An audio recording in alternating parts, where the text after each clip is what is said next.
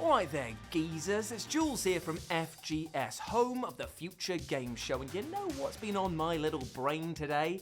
Terrible games. I know, I play way too much of them, but I'm bringing some more your way, you're welcome, because sometimes a video game is so bad, so utterly terrible, that it's kind of great. I can't explain it, I don't know why either. So brace yourselves for some utter bastards of the gameplay variety, as I am Jules, this is FGS, and these are 8 terrible video games that you have to play. Number 8, Bubsy 3D. Now the PS1 era was an embarrassment of riches for fans of platforming games. And then there was, whatever the hell Bubsy 3D was. Actually, I know what it was, and that was plain old embarrassing. Transitioning any franchise to 3D is a Herculean challenge, and while the earth-shattering brilliance of Super Mario 64 shouldn't be expected of everything, did Bubsy 3D have to look like such unadulterated cack? Yes. In fact, one of the game's producers, Michael Berlin, even famously panicked when he saw a preview of Super Mario 64 late in Bubsy's development, indicating just how far away from the mark they were. And I mean, where to begin with this? I mean, first off, because the developers boldly opted to bless a platformer with Resident Evil-esque tank controls, Bubsy handled like a milk float stuck in treacle. Elsewhere, Bubsy's nails on a chalkboard voice acting could legally be classified as a hate crime against your ears. Now, our queens have developed an even more ingenious, if such a thing is possible, invasion plan. And the environments, well, they are nightmarishly hideous. And yet, despite flopping catastrophically enough to put the Bubsy franchise on ice for over 20 years, there's a fascinating garishness to Bubsy 3D that makes it a fascinating relic of early 3D era video games. It's kind of like 2 clown cars smashing into each other at speed and watching the awfulness just unfold around you. You want to look away, but you can't stop staring as more and more bodies keep piling out of this Fiat 500 and you just stare there transfixed, doing nothing. There's so many dead clowns. It is the example of a franchise not merely struggling to transition to 3D, but tripping, falling, and hitting every rung on the way down. Now, while nobody is going to tell you to fight those pesky tank controls all the way to the end, you absolutely deserve to witness this beguiling monstrosity firsthand. Number 7, the U Testament. Now, the U Testament is one of those games that words or even video clips simply can't do justice to. You literally need to play this for yourself, because in 2008, indie dev Matt Dickey released an interactive retelling of Jesus' life, with players taking the role of one of his disciples. However, there is one slight difference that I don't think was in the Bible, and that was in this game, you can go around kicking people square in the bollocks. You see, Dickey simply repurposed the combat engine from one of his previous fighting games, because what could possibly be more fitting for a game depicting the final days of Jesus Christ? I mean, Jesus Christ, it's more like I'll part you from your skull like the Red Sea, mate. As such, the U Testament might well be gaming's best answer to Tommy Wiseau's disaster piece, The Room, a game that lets you learn the teachings of Jesus in one breath and then beat a dude to death in the next. And by the way, if that's not appealing enough, you can straight up cast magic as well. Brilliant. What can't Jesus do? Unsurprisingly, the game has been a so bad it's good hit with streamers for years now. I mean, it's a game so flagrantly bizarre and ill-conceived that it transcends mere badness to become, paradoxically, a must-play. Number 6, Hunt Down the Freeman. Now, as genuinely wonderful as the Half-Life modding community is, not everything can be Gary's mod, and sometimes their Hunt Down the Freeman. This 2018 Half-Life fan game puts players in the shoes of Marine Mitchell Shepard as he attempts to, you guessed it, hunt down Gordon Freeman during the original game's Black Mesa incident. Now, despite this not awful setup, the game, which nets just $12 of its $100,000 crowdfunding goal, which by the way I'm pretty sure is less money than I could get for selling my unwashed anus pictures online, is a festival of unfocused errors. From its unintuitive level design to its overabundance of bugs, wonky voice acting. Spit it out, Corporal! Oh, Colonel. We are so fucked. Terrible cutscenes, and just plain boring gameplay loop. Now, while nobody can be encouraged to play all 6 or 7 hours of this title, the sheer gall to produce such a blatant asset flip of a game and successfully sell it on Valve's own marketplace, no less, well, it's earned itself this undeniable degree of infamy. It is, at least, entertainingly bad to a point, proof perfect of the chasm of talent between professional developers and hobbyist fans. Number 5, Link: The Faces of Evil. Now, it might sound like an unofficial Zelda-themed horror movie, but Link: The Faces of Evil is actually an honest-to-God video game officially licensed by Nintendo themselves. It is also the absolute worst. The Faces of Evil was one of the many abominations developed by Philips for their ill-fated CDI console, and though technically it was an official product, it also had zero input from any significant Nintendo creatives and has since been banished to the trash can of non-canonicity. Even as a basic side-scrolling action-adventure game, this is resoundingly dull, and is harangued by bugs, unresponsive controls, and incessant backtracking.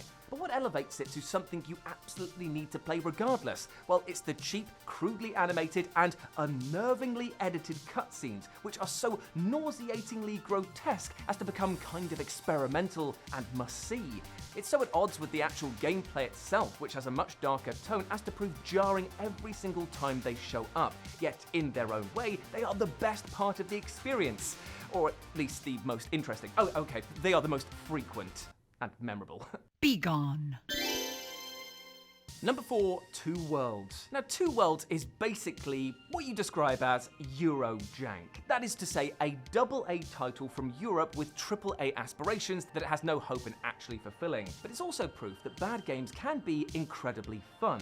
For starters, the narrative and characters are such meat and potato fantasy cliches that it would be easy to believe that they were auto-generated by ChatGPT. Yet there's a strange charm to this project's earnestness. The bad graphics, the ropey animations, the clunky combat, and thigh-slappingly unhinged dialogue and voice acting don't so much suggest a low-effort project as they do an underqualified team that is trying to punch way, way, way above where they're actually at in terms of scope and ambition. They wanted to deliver us laughs, but they delivered us, well, absolute arse. And the best part of it all is that the devs actually handed speedrunners a golden gift when they accidentally allowed players to confront the game's main villain, gander, in the opening sequence of the game, and manipulate a nearby mob of NPCs into beating him to a bloody pulp, thereby triggering the end cutscene of the game. As a result, it's possible to genuinely reach the end of Two Worlds in about 2 minutes. With this in mind, you've got no excuse at all not to give it a try.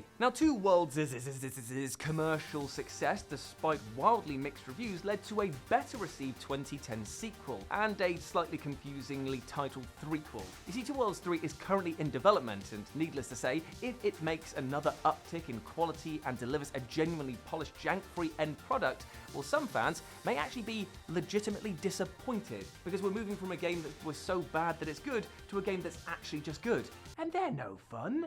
Number 3, Plumbers Don't Wear Ties. Now, unquestionably, the best titled game on this list, Plumbers Don't Wear Ties attempted to cash in on the FMV game craze of the early 1990s by, well, passing as a glorified slideshow off as an FMV dating sim. Oh, it's bad. Indeed, to say that this game's production values are poop is to suggest that it had any to begin with. From eye-searingly ugly interfaces to terrible voice acting. I'm at one of the exclusive account rep clubs around here. Oh my goodness, maybe you two work in the same office. And the near total lack of actual videos in the game at all, it is an impressively no-effort production that only exists because the 3DO's quality control program was, non-existent. And even those craving some basic down and dirty titillation will likely be left disappointed by this game because they're just still images and they ain't saucy, mate, they dry.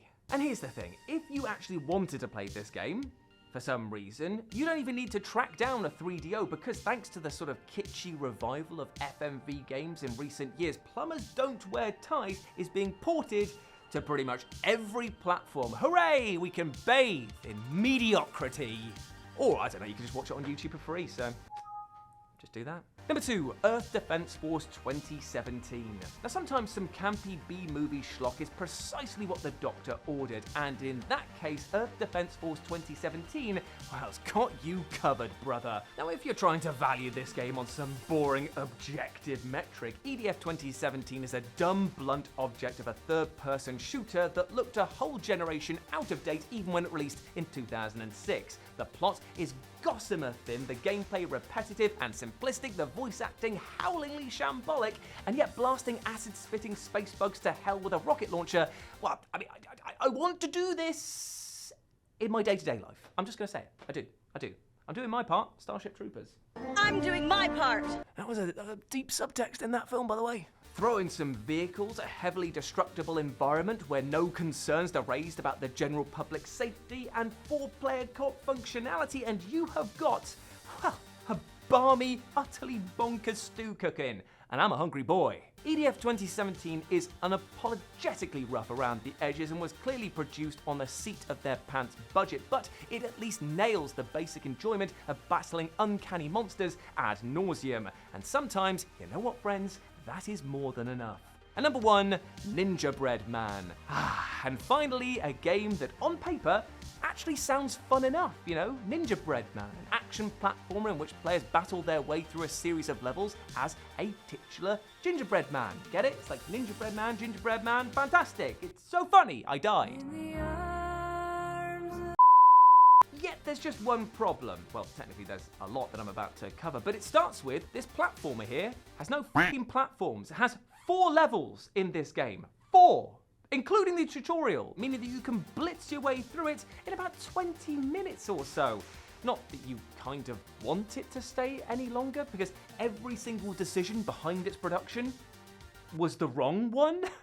From the hideously dated visuals, even back in 2005, to the many, many bugs and the maddeningly unintuitive controls on the Wii port, this is a rare game where pretty much every creative design and technological choice is the worst one imaginable. This game is kind of like a window to the soul, except it's a window instead to an unwashed, dirty scrotum. It stinks, and I want it out of my eyes. I don't want to look at Ninja Bread Man anymore. The next time that you have a friend who comes over and it's like, oh, this 6 out of 10 game that just released is absolutely mid, I hate it, it's trash, just show them Ninja Bread Man. Make them understand what quality is and what it isn't. I'm angry now. And there we have it, my friends. 8 terrible video games that you kind of need to play to experience just life in general. I tell you what, even though I've gotten very angry talking about these games today, it's kind of allowed me to get a bit of introspective view on myself. I'm looking at myself and thinking, you know what, life ain't so bad. I could always be Ninja Bread Man. I'm just gonna calm it down now. But if you want to chat to me further on the social medias in between my weekly slots here on FGS, you can do so by going over to the social medias where it's pretty much at RetroJ on anything, including X, where I do all of my zeets now. Cool. And you can follow Tommy over here, and please do that because he's a very good boy who works hard. I'm sure that trying to green screen out all of this mess was a nightmare for him. Big love to you, mate. But speaking of big love, I'm going to extend that to you as well, my friends, because thank you very much for watching this video and supporting us here over on FGS, and I want to make sure that you are supported as well. I want you to remember that you are an absolute legend, and you deserve all of the best things in life, like love, happiness, and success, and do not let anything or anyone else tell you otherwise, all right? Or I'll come round to their house, I'll kick open their door, I'll spit on their dog's face. That seems a bit mean even for me, actually, that one. I'll just be nasty to them, because they shouldn't be nasty to you. Treat yourself with love is what I'm trying to say. Big love to you all. I'll see you next time. I'm out of here. Goodbye. Walk off for effect.